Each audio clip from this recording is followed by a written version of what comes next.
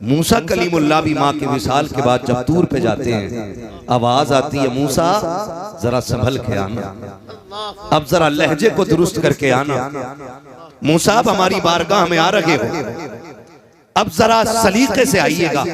अर्ज करते मालिक पहले भी आता रहा, लेकिन आज से पहले कभी रोका नहीं गया, कभी समझाया नहीं गया, कभी अदब नहीं बताया गया। फरमाया मूसा जब पहले आते थे ना तो आंचल उठाने वाली माँ पीछे रहती थी, आज माँ कब्रिस्तान जा चुकी है। मूसा अब आना ना तो अब संभल के आना। पहले अगर लहजे तल्ख भी होते थे, माँ की चोली फैलती थी, माँ कहती थी मालिक मेरे मूसा से नाराज ना होना, मालिक वो मेरा लाडला है, मालिक अगर लहजे तेज भी हो जाए मेरे मूसा को माफ कर देना। ए मूसा पहले जब तुम आते रहे हो माँ का आंचल तुम्हारे सर पे होता था, आज मूसा आ रहे हो तो लहजा संभाल करके आना है, इसलिए कि माँ की ममता भी नकी है, माँ का आंचल भी नकी है, माँ की दुआएं भी नकी है। आज झोली फैलाने वाली माँ जमीन पर नकी है। ए मूसा संभल के आना पड़ेगा। समझ जाओ अगर मूसा को कलीम होते हुए इतनी माँ की जरूरत हो सकती है तो तेरे मेरे जैसे को माँ की कितनी जरूरत होगी। खुदा की कसम खा के कहता हूँ वो लोगों कामयाब वो नहीं होते हैं जो दौलत पे नाज करते हैं, कामयाब वो होते हैं जो माँ की मोहब्बत और उसके रिश्तों पे नाज किया करते हैं।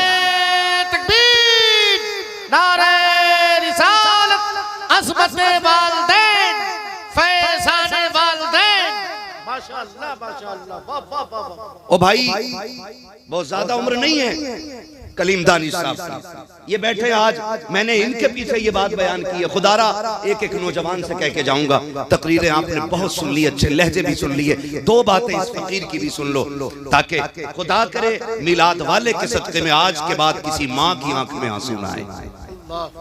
बस ये बात कह के जाना चाहता हूं। बहुत ख्याल कीजिएगा मेरी बात का जो मैं कह रहा हूं, कुछ कीजिएगा ना कीजिएगा, माँ की खिदमत कीजिएगा। मैंने ये बातें पहले बताई है इनकी अदम मौजूदगी में। आज मेरे भाई बैठे हैं और इनके सामने ये बात बता रहा हूं मैं, इनके सामने और इन्हीं की बात बता रहा हूं। लोग मुझसे पूछते हैं कि भाई पता नहीं कहां कहां की बातें लाके सुनाता है। नहीं जी, तुम वर्क पलटते हो, मैं दिलों के हालात पढ़ता हूं और मैं इसीलिए कहता हूं मेरी तकरीर तबे यार को बेचैन करती है। सबब क्या है वही कहता हूं जो दिल पर गुजरती है। हाँ, मुझे नहीं मालूम है किस किताब का वर्का कितना अच्छा होता है, लेकिन मैं जानता हूं जिसे चेहरा पढ़ना नहीं आता उसे कुछ भी पढ़ना नहीं आता। कभी तन्हाई में बैठा करो, कभी सोचा करो, कभी फिक्रें लगाया करो, कभी लोगों की भीड़ में बैठा करो। हाँ, मैं अल्लाह की इज्जत की कसम खा के कहता हूँ कभी कभी महफिलें इतनी बड़ी सामने होती हैं, हजारों लोग होते लेकिन दिल जिंदा नजर नहीं आते, झूठी मुस्कान चेहरों पे लिए बैठे होते और अंदर दिल के अंदर एक हलचल हो रही होती है, यार मुझे सुकून क्यों नहीं, मुझे सुकून क्यों नहीं। मैं बहुत ज्यादा लंबी बात नहीं करूंगा, मैं आपको बता दूं खुदारा माँ बाप है ना तो इज्जत करना, कदर करना। सबसे बड़ा खर्च जो है ना वो कामयाब होता है जो माँ बाप पे लुटाया जाता है, वरना वो दिन आएगा दौलत होगी माँ बाप नहीं होंगे, पैसे होंगे माँ नहीं होगी। आज एक माँ की खुराक पे लड़ने वाले बेटे, आज बाप के कोरेक्स की शीशी के लिए चेहरे बिगाड़ने वाले बेटे। मैं पूछना चाहता हूं कल लाखों की गड्डियां पड़ी होंगी और 1 रुपया खाने वाला बाप नहीं होगा तो खुदा की कसम तेरी दौलत तुझे खाने तोड़ जाएगी। मैं कमेटी वाले मेरे भाई मुझे बुलाया, अल्लाह इन्हें सलामत रखे, इनके लिए भी दुआएं किया करो, ये मेहनतें करते तब तुम्हारी और आपकी मुलाकात हुआ जाएगी। ये बड़ी मेहनतें करते, इतने बड़े लोगों को लाते और आवाज दिलवाते, आओ हुजूर की महफिल सज गई है, आओ हुजूर की महफिल सज गई है, और बंदा यहाँ भी बैठ के सोचता मूड नहीं बन रहा है। खुदा की कसम ये मूड बनाने की जगह नहीं, ये तो तकदीर बनाने की जगह होती है। यहाँ तकदीर बनाने बैठा करो। आज माँ है तो इज्जत कर लो, 12वीं वाले का वास्ता है। मैं तुम्हें बताऊं मेरे नबी के पास क्या नहीं, बताओ 2000 से ज्यादा लक़ब मेरे रब ने महबूब को अता फरमाया।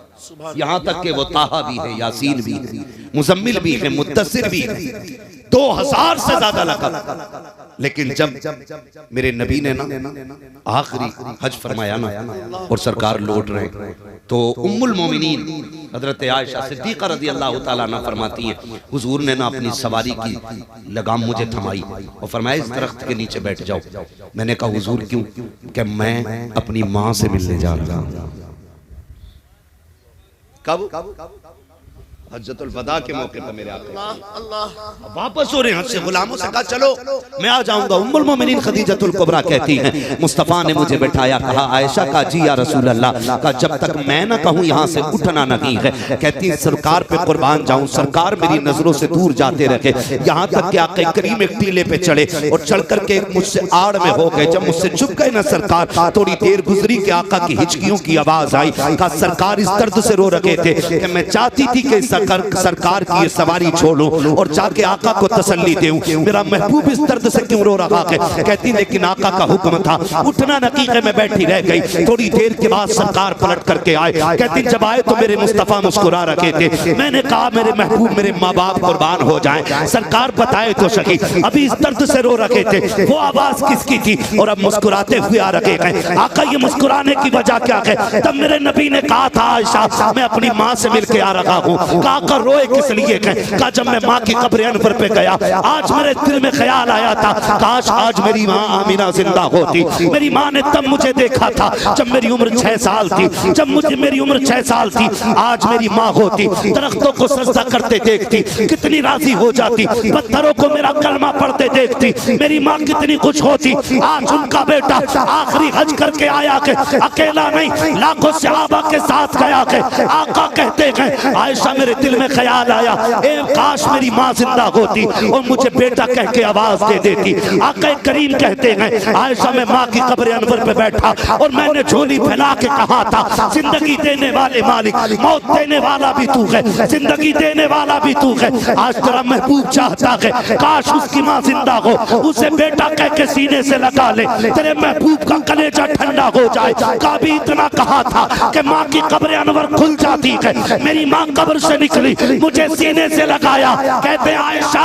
जब मैं माँ को याद कर रहा था तब रो रहा था और मुस्कुरा इसलिए रहा हूँ कि माँ को देख के भी आया हूँ, माँ से बातें करके भी आया हूँ और माँ को अपना कलमा पढ़ा के भी आ गया। नारे तकबीर, नारे रिसालत, मस्तके आला हजरत फैज़ान सरकार ताजुश शरिया, नारे तकबीर।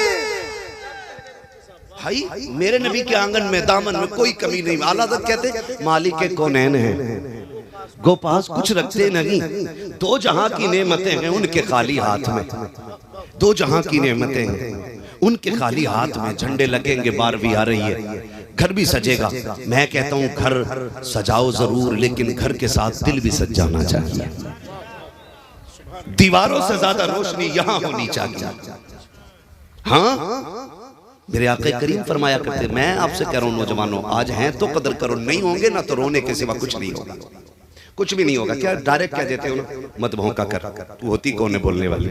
मैं देख एमए किया हुआ हूँ, मैंने बीए किया, घास नहीं छिली है, तुझे क्या पता, तू अंगूठा छाप है, तुझे पता है जिसे अंगूठा छाप कह रहा है ना, इसके मिट्टी में सने हुए हाथ जब उठते हैं ना तो अल्लाह का अर्श हिलता है और अर्श कहता मालिक एक माँ की झोली फैल गई है। रब फरमाता तू बाद में हिलाए, मैंने माँ के उठे हाथ पहले कबूल फरमा लिए। जिसे कहते हो ना तुझे नहीं पता, कसम खा के कहता हूँ इससे बड़ी दौलत मैंने इंसान के आंगन में देखी ही नहीं जिसके आंगन में माँ बाप मुस्कुरा रहे हैं, माँ बाप मुस्कुरा रहे हैं। और सही बात यह है कि यतीमी का दाग कोई यतीम ही बता सकता है, माँ के बगैर जीने का मतलब वही बेटा बता सकता है जिसने माँ को कंधा लगा के कब्रिस्तान तक पहुंचा दिया हो। जिसकी जन्नत घर में अभी उसे क्या पता माँ के बगैर जिंदगी क्या होती है। माँ के बगैर मेरा महबूब देखे मेरा नबी आका करीम अक्सर इस बात का जिक्र फरमाते थे, कहते थे सहाबा मुझे माँ की एक बात बड़ी याद आती है। हुजूर कहते थे इस बात को, मेरे नबी कहते थे वो कि मेराज की रात सारे नबी जिसके पीछे हाथ बांध के खड़े, वो नबी कहते कहते आका कहते थे मेरी माँ की मुझे एक बात बहुत याद आती, और हुजूर ये कहते कहते रोने लग जाते थे। सहाबा कहते थे हुजूर कौन सी बात? कहते मैंने 4 साल अम्मा हलीमा के पास गुजारे, 2 साल माँ के साथ रहा, कहते लेकिन साहब आज भी एक बात मुझे रुलाती है। कहा जब मेरी माँ फुर्सत में होती और मैं माँ के पास होता ना, तो मेरी माँ लेटती ना तो बाजू पे मेरा सर रखती, जो माँओं की आदत होती है। हुजूर कहते मेरी माँ बाजू पे सर रखती, मेरी उम्र 5-6 साल होती, और ऐसे करके दुपट्टा रख के मेरी माँ ना मुंह पे अपने और मुझसे मुंह छुपा के रोती। कहते मैं कान लगा के सुनता। मेरी माँ कहती थी मालिक मेरा बेटा यतीम हो गया पैदा होने से पहले, अगर मैं चली गई मालिक मेरे बेटे का क्या बनेगा, अल्लाह मेरे बेटे पे अपने कर्म की बारिशें फरमाना। हुजूर ये कहते कहते रोते थे। कहते थे मेरी माँ को कितनी फिक्र रहा करती थी मेरी।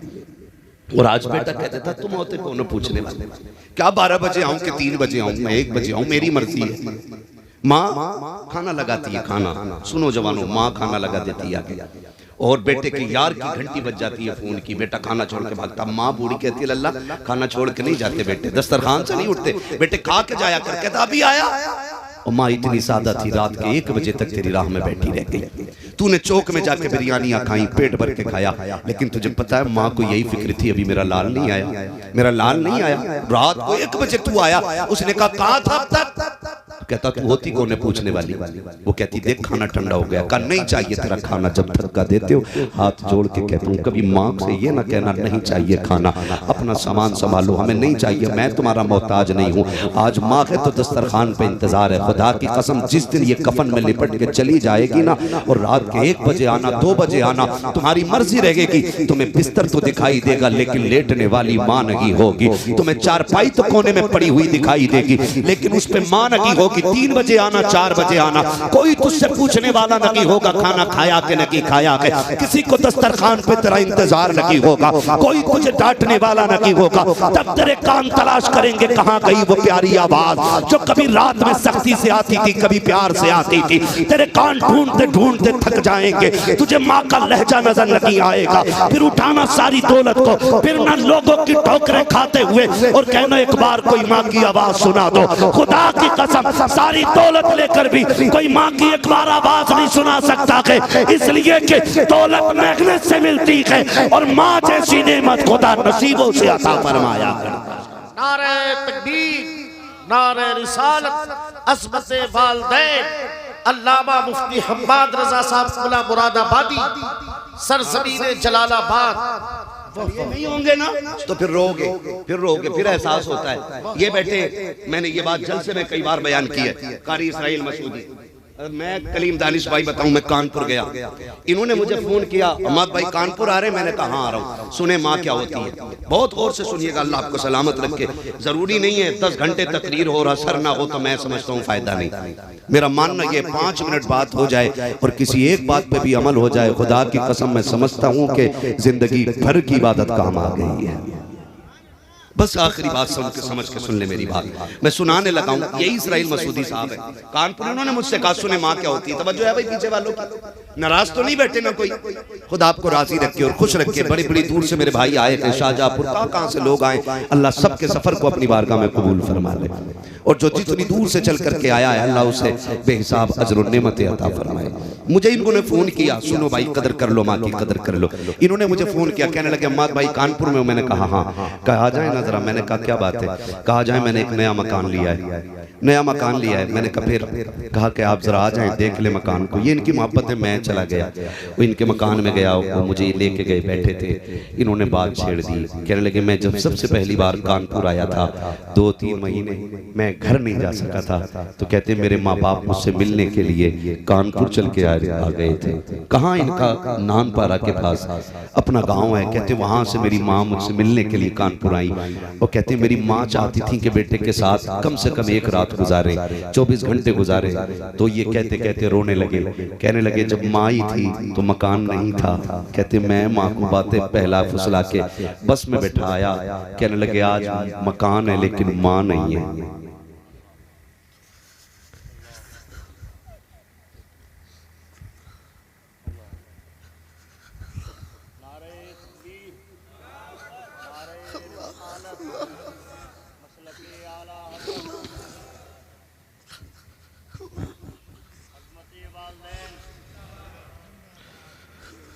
कहने लगे आज मकान है, माँ नहीं है। नौजवान कल आपके पास गाड़ी होगी, माँ नहीं होगी। आपके पास बंगले होंगे, बाप नहीं होगा। वो जो तुम्हें कंधे पे लेके बैठता रहा ना, आज अल्लाह तौफीक दे उसके कदमों में पीछे जाया कर। वो तुमसे एक सवाल करे ना, कह दिया करो जान भी तेरी है, कह दिया करो उससे जान भी तेरी है। मैं कसम खा के कहता हूँ कोई दवा बाप को उतनी ताकत नहीं देती जितने बेटे के मीठे लहजे बाप को ताकत दिया करते। उसके एहसान मानना, मेहनत से पालते माँ बाप। मिलाद वाले ने आके माँ की कदर बताई, हुजूर ने आके बाप का एहतराम सिखाया। हुजूर के चचा ना जब कभी पीछे चलते थे, आका बाजू पकड़ के कहते थे चचा पीछे ना चले, मेरे बगल में चले। हुजूर के चचा हाथ जोड़ते थे, तेरे कदमों पे कुर्बान जाऊं, मेरी औकात में तेरे बगल में चलूं। तो मेरा नबी कहता था नहीं, सुना है आपका चेहरा मेरे बाप अब्दुल्ला से मिलता है। जब आप पीछे होते हो तो लगता है कि मेरे बाप की पीठ हो गई है, इसलिए चचा मेरे बगल में चला करो। हाथ जोड़ के कहता हूँ बाप की इज्जत कर लो, इनकी कदर कर लो। तुम जो कहते हो बाप को प्यार नहीं सिर्फ माँ प्यार करती है, नहीं मेरे अजीज ऐसा नहीं होता है। कैसे फैसला कर लिया कि माँ प्यार नहीं करती? का दर्द होता है तो माँ रोती है, बाप नहीं रोता है। ऐसा नहीं होता है, खुदा की कसम बाप के दिल में भी तेरा प्यार है। अगर तू लेट आए तो माँ घर में दौड़ी फिरती है, तो तुझे क्या लगता है बाप बिस्तर पे लेटा है तो उसे तेरे देर से आने का एहसास नहीं, उसको भी एहसास है। फर्क इतना है कि वो बाप है जल्दी रोता नहीं है, अगर माँ रोती है तो चैन से सोता बाप भी नहीं है। कितने बूढ़े बाप को मैं चौक में खड़ा दिखाऊंगा, रोड पे खड़ा दिखाऊंगा, इतनी रात में क्यों खड़े हो? का बेटा नहीं आया है, काम पे गया था देर हो गई है। हाथ जोड़ के कह रहा हूँ खुदा के वास्ते, कभी बाप को देर हो जाया करे, तुम भी निकल जाया करो और उसे राजी करने की कोशिश किया करो। इसलिए कि मेरे नबी ने फरमाया है जिससे बाप नाराज होता है उससे खुदा नाराज होता है, जिससे बाप राजी होता है उससे खुदा पाक राजी होता है। नारे तकबीर, नारे रिसालत, मसलके आला हजरत, अज़मते वालिदैन, फैज़ाने वालिदैन, एहसाने वालिदैन, अल्लामा मुफ्ती हम्माद रज़ा साहब क़िबला। और सुने खुदा के वास्ते, अगर चाहते ना आप, एक ये पहलू भी है। एक तो ये पहलू है कि औलाद माँ बाप की फरमाबरदारी करे, और एक पहलू ये है कि माँ बाप औलाद को फरमाबरदार बनाए। इस पहलू पे बात करने के लिए 100 बातों की एक बात है, अपने बच्चों को रोजी हलाल खिलाइएगा। हराम की, बेईमानी की, लूटी हुई, चोरी की, झूठ की दौलत बच्चों को ना खिलाना, वरना कल तेरे सामने ये जूता लेके खड़े होंगे, फिर कोई मौलवी और पीर का तावीज काम नहीं करेगा। इसलिए कि जब रगों में खून हराम का होता है ना, तो फिर गर्दन में पड़ा हुआ तावीज काम नहीं आता है। अपने बच्चों को लुक़्मे हलाल खिलाइएगा। मैं नौजवान मेरे सामने बैठे, आपसे मेरी गुजारिश है जल्दी अमीर बनने के चक्कर में शॉर्टकट यूज न करें। अक्सर शॉर्टकट जो है हराम की तरफ लेके जाता है। हाँ, बिल्कुल नहीं। खालिक कौन? बोले मेरे भाई, जल्दी से बोले, खालिक कौन? और जोर से, खालिक कौन? मालिक कौन? रज़्ज़ाक़ कौन? रज़्ज़ाक़ कौन? जोर से, रज़्ज़ाक़ कौन? अल्लाह। रोजी देने वाला कौन? अल्लाह। जिंदगी देने वाला कौन? मौत देने वाला कौन? महबूब को पैदा करने वाला कौन? आला हज़रत ने हमें हम्द का तरीका बताया, कहते हैं वही रब है जिसने तुझको। अब तक हमने ना बचपन में जो बहारे उर्दू पढ़ी, तामीर उर्दू पढ़ी, इनमें क्या था? बकरी गाय भैंस बनाई, खाने को दी दूध मलाई, है ना? इस तरह से हम्द कराई जाती थी, है ना? मकाम हम्द में दूध मलाई याद आया लोगों को, बकरी गाय याद आई। लेकिन मेरे इमाम ने मकाम हम्द में किस ज़ात का नाम रखा है? कहते हैं वही रब है जिसने तुझको हमतन करम बनाया। वो या बताना चाह रहे हैं रब वो है जो मोहम्मद का भी रब है सल्लल्लाहु अलैहि वसल्लम। और हुजूर का रब होना कोई मजाल बात नहीं, हल्की बात नहीं है। मोहम्मद का रब सल्लल्लाहु अलैहि वसल्लम, मेरे महबूब का रब। हाँ, कितना बड़ी जात है मेरे रब की जिसने मोहम्मद जैसा महबूब अता किया है ना?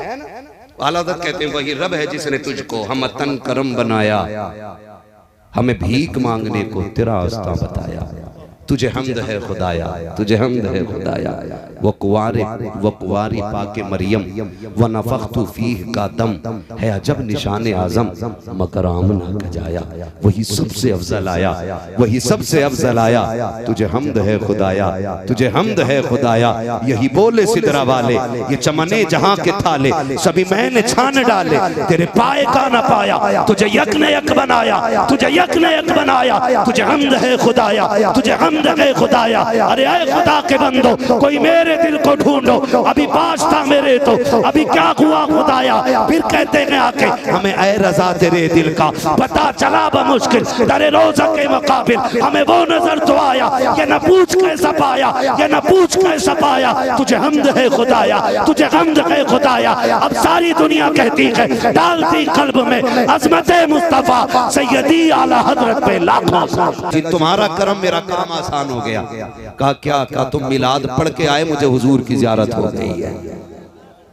कहा क्या? कि जब सब अपने अपने घर चले गए मैं भी बिस्तर पे लेटा, मेरी आंख लगी तो ख्वाब में हुजूर आए और मुझसे मुसाफा करके कहने लगे सुन जितने तेरी महफिल में आए तो सबको खबर दे दे तू भी बख्शा गया है, सारे आने वाले भी बख्श दिए गए। तो हुजूर करीम है, कभी वो महफिल खत्म होने के बाद आ सकते हैं और वो चाहें तो पहले भी आ सकते हैं। उनकी महफिल होना तो फिर दिल से होनी चाहिए। और मैं एक बात अक्सर कहता हूँ, दिल से जो बात निकलती है असर रखती है, पर नहीं ताकत परवाज मगर रखती है। वल्लाह वो सुन लेंगे फरियाद को पहुंचेंगे। इतना भी तो हो कोई जो आ करे दिल से। कितने लोगों ने मदीना शरीफ देखा है बता दें जरा। महफिल में कितने लोगों ने देखा मदीना शरीफ? अच्छा, पक्के मकान कितने लोगों के? जरा हाथ उठा के बता दें। पक्के मकान कितने लोगों के? वाह जी वाह, वाह जी वाह। अल्लाह तुम्हारे मकान और पक्के कर दे। मुझे इससे कोई जलन नहीं है। किचन में आप 10 लाख लगा लेते हो, 2 लाख लगा के वो मदीना नहीं देखने जा सकते जिस मदीने को देखने की हर फरिश्ते के सीने में तमन्ना रहती है। मैं बंदों की बात क्या कर रहा है ना। तो आप बैठे, खुदा आपको सलामत रखे। बस मैं बात पूरी करने लगा हूँ। रज़्ज़ाक़ कौन है? सबक याद है ना? रज़्ज़ाक़ कौन है? सारे अपने रब का नाम ले लें। पता नहीं कब से नहीं पुकारा और खुदा करे ये वो घड़ी हो जिसमें मकबूलियत की हवा चल रही हो और अपने रब को जोर से पुकारे। रज़्ज़ाक़ कौन है? माशाअल्लाह। खालिक कौन है? मालिक कौन है? हाँ, ये अकीदा है। अब अंदाजा लगाइए, जब रज़्ज़ाक़ अल्लाह है तो जो बंदे दुकान पर बैठ के कहते हैं मौलवी झूठ ना बोलें तो मुनाफा ही नहीं होगा, उनसे मेरा एक सवाल है, रज़्ज़ाक़ अल्लाह है तो फिर झूठ क्यों बोल रहा है? रज़्ज़ाक़ अगर अल्लाह है तो झूठ क्यों बोल रहे हैं? फिर अल्लाह पे या तो भरोसा पक्का नहीं है या अकीदा ही पक्का नहीं है। और अकीदा अगर पक्का है ना तो फिर झूठ ना बोलना। और रह गई दुकान की बात, फ्रंट के लिए लड़ जाते हैं। और कई बंदे ऐसे भी होते हैं ना हमारे बीच के, जहां एक की दुकान लगी और वो चल गई ना तो दूसरी भी वहीं खोल देता जाके। कह रहा लग रहा है ये चीज ज्यादा बिक रही है यहाँ हजरत, और फिर इशारा कर कह रहा क्या मैं दे रहा? बोले वो 10 रुपए मीटर दे रहा। क्या मैं 9 रुपए मीटर दूंगा? इधर और खरीदार भी कम बदमाश नहीं है। अगर दुकानदारों पे इतनी लंबी छुरी है ना तो खरीदार पे इतनी लंबी, जिसका दाव लग जा वही काट लेता। खाली बेचने वाला नहीं काटता, कभी खरीदार भी काट लेता है। आप कहेंगे वो कैसे काटता है? 2 दुकानदार देके कह रहे आपसे झूठ नहीं, वो 8 को दे रहा, तू बता। उसने कह दी मैं 9 से कम नहीं दूंगा। फिर उससे जाकर कह रहा बताओ भाई चचा वो आ गया, तुम कितना दे रहे? वो कह रहा ग्राहक बढ़ाना आज घाटा ही उठा लो। उनने कह लेट चल जा। अब बताओ यहाँ खरीदार ने काटा के बेचने वाले ने? बोलो जोर से। ख्वाजा निजामुद्दीन औलिया की नगरी है। आपने मुरीद को एक आना दे करके फरमाया जा दाल लेके आ, भूख लगी है। मुरीद आया दौड़ा दौड़ा और उसने कहा कि भाई दाल दे दे। कहा कितने की? 1 रुपए का 1 चमचा। दूसरे वाले ने कहा इधर का मैं 2 दूंगा। उसने कहा वो 2 दे रहा, तू बता कितने में देगा? उसने कहा मैं 3 चम्मच दूंगा। उसने कहा चल मैं 4 दे रहा हूं। एक पैसे में 4 चम्मच दाल लेकर के जब मुरीद निजामुद्दीन औलिया की चौखट पे पहुंचा गए, हुजूर ले आया हो, कहा ले आए दाल, कहा हाँ। आपने जब देखा है खिलाफे मामूल 1 रुपए की तो इतनी दाल नहीं मिलती है। फरमाते कितने की लेकर के आए हो? कहा सरकार जो 1 सिक्का आपने दिया है उसी के लेकर के आया हो। कहा इतने की तो कभी नहीं मिली गई, इतनी आज कैसे मिल गई? वो मुस्कुरा के कहता हजरत जी मैंने कंपटीशन लगा दिया था, मैंने 1 रुपए में 4 चम्मच लेके आया हूँ। निजामुद्दीन औलिया के चेहरे पे जलाल आ गया। उसने कहा हुजूर क्या बात है? कहा नहीं मैं नहीं खा सकता। कहा खरीद के लाया हूँ, पैसों से लाया हूँ। आप कहते हैं ये तो निजामुद्दीन की चौखट है, इस पैसे को लेकर के जा दिल्ली के चौक में ले जा और ऐलान कर मैंने इस तरह से इस दाल को खरीदा है, लो जिसकी मर्जी करे फ्री में लेके चला जाए। सुबह से शाम हो गई, मुरीद ऐलान करता रहा, एक दाना भी कोई लेकर के नहीं गया। और वापस लेकर के जब निजामुद्दीन की गलियों में मुरीद पहुंचा गए, कहा हुजूर किसी ने एक दाना भी नहीं लिया। निजामुद्दीन औलिया की चीख निकल जाती है, कहते हैं अभी इतने बुरे दिन नहीं आए हैं। अगर दिल्ली की आवाम इसे हराम समझती है तो निजामुद्दीन औलिया इसे छूना गवारा नहीं करती। अल्लाह अल्लाह अल्लाह अल्लाह अल्लाह, जिंदाबाद जिंदाबाद। नारे तकबीर, नारे रिसालत, फैज़ाने सरकारे महबूबे इलाही। सुभान अल्लाह, समझ रहे मेरी बात? वाह वाह वाह। ओ भाई चोरी नहीं हुई थी, छीना नहीं था, मर्जी से खरीदा था। और वो दिल्ली की आवाम थी, खुदा की कसम आज के पीर से ज्यादा तकवा था उसका। वाह वाह वाह। आज के पीर से ज्यादा तकवा, इल्ला माशाअल्लाह। हाँ बहुत गौर से मेरी बात सुनिएगा। वो तकवा और आज देखे, आज बेचने वाला भी कम नहीं है भाई, बेचने वाला भी। जाओ तुम अपनी जलालाबाद की चौक में जाके देखो, नया सेब आगे रखा होगा और पीछे गले सड़े होंगे, और देखना स्टिकर वहीं लगेगा सेब पे जहां से काना होगा। 240 रुपए किलो है, 280 रुपए किलो है, 290 रुपए किलो है। भाई जरा गैरत कर। जरूरी नहीं है सब करोड़पति आते हो, कुछ ऐसे भी आते हैं जो जिंदगी में कभी सेब ना खरीद सके। बच्चे कह देते हैं अब्बा हमने सेब नहीं खाया। वो बेचारा मंडी से लौटते टाइम 500 रुपए आज ओवर टाइम करके कमाए। कहा आज 1 किलो सेब लेके जाना। ठेले पे आया, उसने सीधा दिल दे दिया, लो जी 280 रुपए किलो तो अच्छा ही देगा। इसने 2 सेब आगे के उठाए और 4-5 नीचे के निकाल के गले सड़े डाल दिए। गरीब खुशी खुशी घर लेके गया। सुनते रहिएगा, गरीब लेकर के गया, उसने जाके बच्चों में तकसीम कर दिए। 5 सेब, 3 बच्चे, 2 मियाँ बीवी। जैसी बच्चे ने पहला सेब काटा, बजी ये तो अंदर से गला हुआ निकला है। माँ ने अपने हिस्से का सेब दे दिया, ले बेटे मुझे सेब अच्छा नहीं लगता है। खुदा की कसम माँ का लहजा कितना मीठा होता है, कितना प्यारा झूठ माँ बोल देती है। जब देखा बेटे के हिस्से का सेब खराब हो गया है, उसने अपने हिस्से का दे दिया। कहा बेटे ये मैं सेब नहीं खाती हूँ, मैंने तो बस ले लिया था, ये कह के बेटे को दे दिया। दूसरे बच्चे का गला निकला। हाथ जोड़ के गुजारिश करना चाहता हूँ, दुकानदार हो तो धोखा न देना। तुमने तो उसके 280 रुपए जेब में डाले, अपने बच्चों में खुशी खुशी आ गए। तुम्हें तो ये था गरीब को पता नहीं चला, लेकिन जब तूने काने गले पे हाथ उठाया था तभी गरीब के खुदा ने देख लिया था, तभी उसके परवरदिगार ने देख लिया था। तुम उसकी बेईमानी करके 280 रुपए लेके घर के अंदर गए हो। आने वाली नस्लें तुम्हारी कोड़ी हो रही है, अंधे लूले लंगड़े पैदा हो रहे हैं, फिर तोड़ते हो तावीज के लिए। अल्लाह कहता है तूने टक्कर मुझसे ली है, अब तावीज में शिफा नहीं आएगी। अगर बेहतरी चाहते हो उस गरीब से माफी मांगो जिसका दिल तोड़ के आए हो। अगर गरीब राजी हो जाएगा, पैदा करने वाला खुदा पाक भी राजी हो जाएगा। जोर से धोखा और अपने भाई को नीचा दिखा करके कभी ऊंचा नहीं बनेंगे। याद रखिएगा, हमेशा जीत जाना जीत नहीं होती है, कभी हार जाना भी जीत होती है ना? लगते हैं तुझसे तो पत्थर भी प्यार करने लगते हैं। ये बच्चा बैठा है, हर महफिल का बंदा यही सोच के बैठा होगा, सुना है आप हर आशिक के घर तशरीफ लाते हैं। इतनी थक के ना बोले कि मैं इन्ना लिल्लाह पढ़ गया। सुना है आप हर आशिक के घर, मेरे घर में भी हो जाए चरागा, मेरे घर में भी हो जाए चरागा, मेरे घर में भी हो जाए चरागा। है जी तो किसी को धोखा नहीं देंगे इंशाअल्लाह। रज़्ज़ाक़ कौन है? जोर से रज़्ज़ाक़ कौन है? अल्लाह है। अकीदा कैसा पक्का होना चाहिए? अकीदा इतना पक्का रखो, एक बंदे ने ना अंदर दुकान खोल ली जाकर, मैन मार्केट में नहीं थी, अंदर ला के उसने दुकान खोल ली। दूसरा दोस्त मिलने के लिए गया, कहने लगा यहाँ दुकान खोली है? कहा क्यों?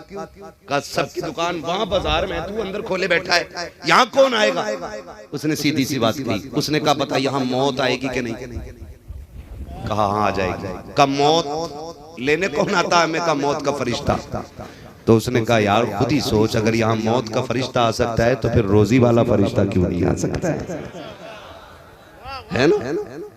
मौत का फरिश्ता क्यों नहीं आ सकता? तो भाई अल्लाह पे भरोसा करके बैठे, अल्लाह पे भरोसा। हमने सोचा था ये कुर्सियां मिलेंगी, कोई नेकियां थी हमारी, कोई अमल था, कोई सजदे हमने एक्स्ट्रा कर लिए थे जो ये इज्जतें मिलती नहीं जी।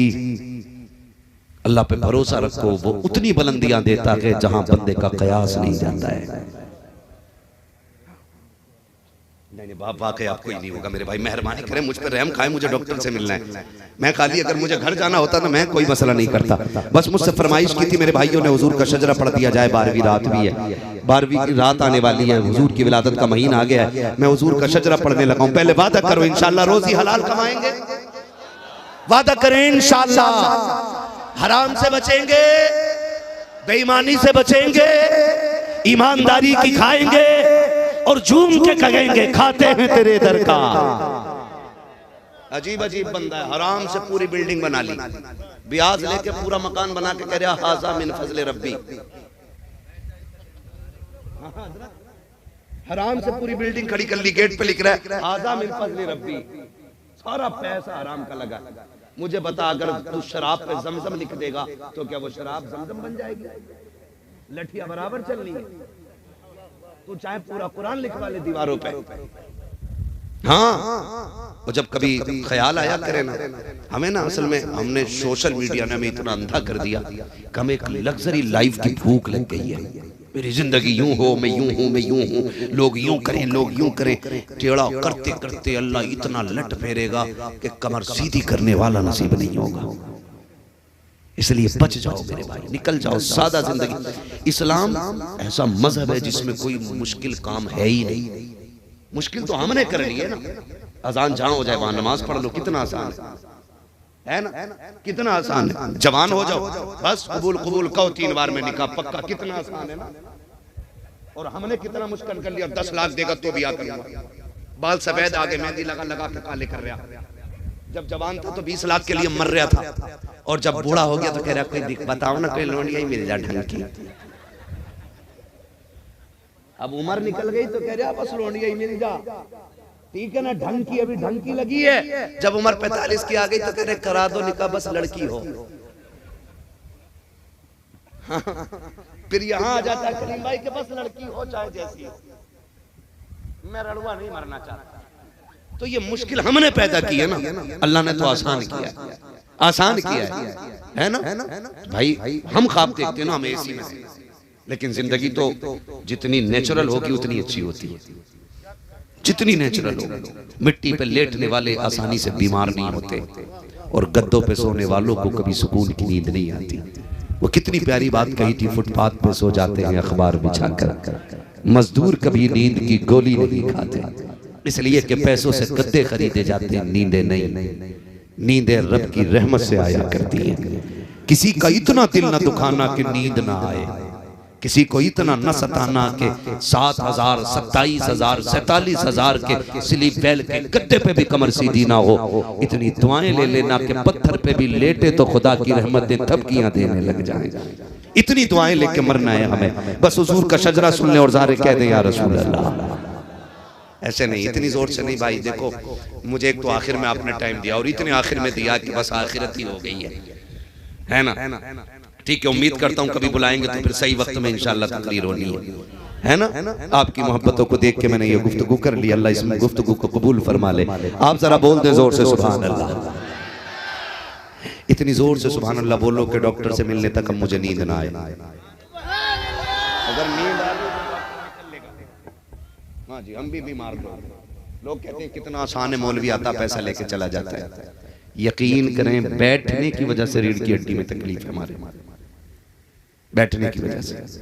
मुझसे नौजवानों ने कहा चलें महफिल में, बस चलें, तो फिर मैंने बहुत ज्यादा 1-2 बार तो इनसे कहा कि मैं ज्यादा देर नहीं बैठ पाऊंगा। लेकिन इनका इसरार देखा तो मैंने कहा चल फिर भाई उठ बांध कमर, क्यों डरता है, फिर देख खुदा क्या करता है। चला आया। लेकिन बड़े बूढ़े कहते हैं कि जब हंडिया का मुंह खुला हो तो बिल्ली को खुद शर्म आ जानी चाहिए, ठीक है ना। मैं आ गया था तो आप ही कम से कम थोड़ा रहम करते और सही वक्त पे थोड़ा सा माइक दे देते, ठीक है ना। अब भी माशाल्लाह आपने बहुत अच्छा सुना है, मैं पैगाम दे चुका हूँ। अब मुझे सिर्फ हुजूर का शजरा पढ़ना है। सिर्फ कमेटी वाले बोले जरा सुभान अल्लाह। क्या बात है, कहा इनसे बोल सारे ही रहे, पता ये चला सारे ही हुजूर की जलसी की कमेटी वाले। बिल्ला किसी के भी लगा हो दिल पे हुजूर के इश्क की मोहर तो सबके लगी होगी ना। फिर सारे बोले जरा सुभान अल्लाह। आदम के बेटे शीश, ऐसे नहीं ऐसे नहीं ऐसे नहीं, हवा इधर से आई इधर निकल गई। सारा साथ दे और मेरा साथ सुने। एक मिनट पैसे रोक दो भाई, मैं बात समझा दूं जरा। मेरा हाथ का इशारा हो तो आप समझ जाना। क्या समझोगे ना, मौलवी की सांस फंस रही है। सुभान अल्लाह बोलो ताकि वो सांस ले ले। बात साफ सुथरी कलीम भाई अच्छी रहती है, खाली नेकी का झांसा दे के अपना काम नहीं निकालना। अपना मतलब भी बयान करूंगा। मैं चाहता हूं कि सुभान अल्लाह कहें तो फिर मुझे बीच में सांस मिल जाया करेगी। कितनी जोर से बोलेंगे सुभान अल्लाह? बोले जरा सुभान अल्लाह और जोर से। लीड छोड़ दो भाई, जिस पे भी जगह भी घेर के बैठे हो लीड भी दबा के बैठे, ठीक है ना। बोले जरा मचल के सुभान अल्लाह। कमेटी वालों अल्लाह आपकी मेहनत कबूल फरमाए, ठीक है ना। आपकी मेहनत अल्लाह करे रंग लाए। और जब महफिलों में दिल लगने लग जाए तो समझ लेना हुजूर की तवज्जो मदीने से इधर हो गई है। ये हमारे बुजुर्ग फरमाते हैं मकबूलियत की अलामत है। बताओ दिल लग रहा है कि नहीं महफिल में, तो समझें हुजूर की तवज्जो महफिल में हो गई है। और ये मकबूलियत की घड़ियां हैं। अल्लाह इन बुजुर्गों के कदमों की बरकत से महफिल कबूल फरमा ले। ये हमारे बड़े लोग हैं, ये सारे सर के ताज हैं, सूफी साहब क़िबला और ये तमाम तरह बाप और ये हमारे बुजुर्ग बैठे हुए हैं, उलमा बैठे हुए हैं। इन सब की दुआओं को सर का ताज बना के मैं पढ़ रहा हूँ। जरा बोल मेरे बच्चे सुभान अल्लाह। क्या बात है मेरे लाल, अल्लाह तेरे माँ बाप को सलामत रखे और तुझे अल्लाह बेहतर मुस्तकबिल अता करे। अब सारे बोले जरा सुभान अल्लाह। आदम के बेटे शीश, शीश के बेटे अनस, अनस के बेटे कैनान, कैनान के बेटे मेलाइल, मेलाइल के बेटे ब्यारत, ब्यारत के बेटे इदरीस, इदरीस के बेटे मुतवशिक, मुतवशिक के बेटे लबकने के नाम, लबकने के नाम के बेटे नूह, नूह के बेटे साम, साम के बेटे जुल्हाद, जुल्हाद के बेटे शालिक, शालिक के बेटे आबिर, आबिर के बेटे दाता, दाता के बेटे रावा, रावा के बेटे सारू, सारू के बेटे नाखुन, नाखुन के बेटे तारिक, तारिक के बेटे इब्राहिम खलीलुल्लाह, इब्राहिम खलीलुल्लाह के बेटे इस्माइल ज़बीहुल्लाह, इस्माइल ज़बीहुल्लाह के बेटे केदार, केदार के बेटे अवाम के बेटे अमल, अमल के बेटे साबित, साबित के बेटे सलमान, सलमान के बेटे रईसा, रईसा के बेटे इलियासा, इलियासा के बेटे ओद, ओद के बेटे हव्वा, हव्वा के बेटे अदनान, अदनान के बेटे मोहित, मोहित के बेटे नदान, नदान के बेटे मुदिर, मुदिर के बेटे इलियास, इलियास के बेटे मुदरिका, मुदरिका के बेटे खदीमा, खदीमा के बेटे किनाना, किनाना के बेटे नदर, नदर के बेटे मालिक, मालिक के बेटे फार, फार के बेटे गालिब, गालिब के बेटे लुई, लुई के बेटे काब, काब के बेटे मुर्रा, मुर्रा के बेटे किलाब, किलाब के बेटे कुसै, कुसै के बेटे अब्दे मनाफ, अब्दे मनाफ के बेटे हाशिम है, हाशिम के बेटे अब्दुल मुत्तलिब है, अब्दुल मुत्तलिब के बेटे अब्दुल्लाह है, अब्दुल्लाह के बेटे मोहम्मद रसूलुल्लाह।